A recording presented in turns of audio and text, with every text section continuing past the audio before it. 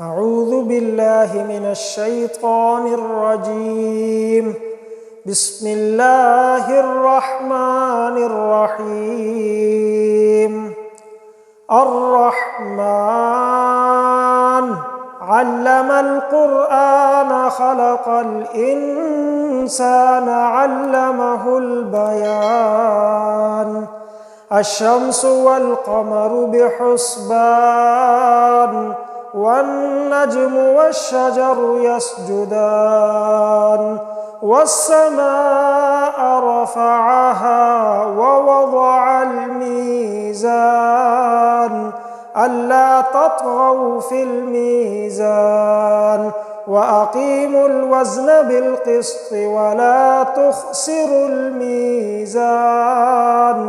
والأرض وضعها للأنام فيها فاكهة والنخل ذات الأكمام والحب ذو العصف والريحان فبأي آلاء ربكما تكذبان خلق الإنسان من صلصال كالفخار وخلق الجان من مارج من نار فبأي آلاء ربكما تكذبان رب المشرقين ورب المغربين فبأي آلاء ربكما تكذبان مرج البحرين يلتقيان بينهما برزخ لا يبغيان فبأي آلاء ربكما تكذبان يخرج منهما اللؤلؤ والمرجان فبأي آلاء ربكما تكذبان وله الجوار المنشآت في البحر كالأعلام فبأي آلاء ربكما تكذبان كل من عليها فان ويبقى وجه ربك ذو الجلال والإكرام فبأي آلاء ربكما تكذبان يسأله من في السماوات والأرض كل يوم هو في شأن فبأي آلاء ربكما تكذبان سنفرغ لكم أيها الثقلان فبأي آلاء ربكما تكذبان يا معشر الجن والإنس إن استطعتم أن تنفذوا من أقطار السماوات والأرض فانفذوا لا تنفذون إلا بسلطان فبأي آلاء ربكما تكذبان يرسل عليكما شواظ من نار ونحاس فلا تنتصران فبأي آلاء ربكما تكذبان فإذا انشقت السماء فكانت وردة كالدهان فبأي آلاء ربكما تكذبان فيومئذ لا يسأل عن ذنبه إنس ولا جان فبأي آلاء ربكما تكذبان يعرف المجرمون بسيماهم فيؤخذ بالنواصي والأقدام فبأي آلاء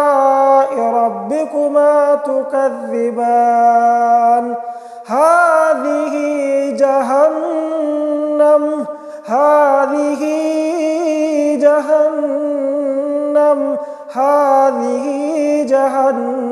التي يكذب بها المجرمون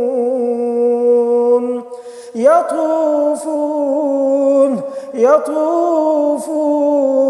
بينها وبين حميم آن فبأي آلاء ربكما تكذبان ولمن خاف مقام ربه جنتان فبأي آلاء ربكما تكذبان ذواتا أفنان فبأي آلاء ربكما تكذبان فيهما عينان تجريان فبأي آلاء ربكما تكذبان فيهما من كل فاكهة زوجان فبأي آلاء ربكما تكذبان متكئين على فرش بطائنها من استبرق وجنى الجنتين دان فبأي آلاء ربكما تكذبان فيهن قاصرات الطرف لم يطمثهن إنس قبلهم ولا جان فبأي آلاء ربكما تكذبان كأنهن الياقوت والمرجان فبأي آلاء ربكما تكذبان هل جزاء الإحسان إلا الإحسان فبأي آلاء ربكما تكذبان ومن دونهما جنتان فبأي آلاء ربكما تكذبان مدهامتان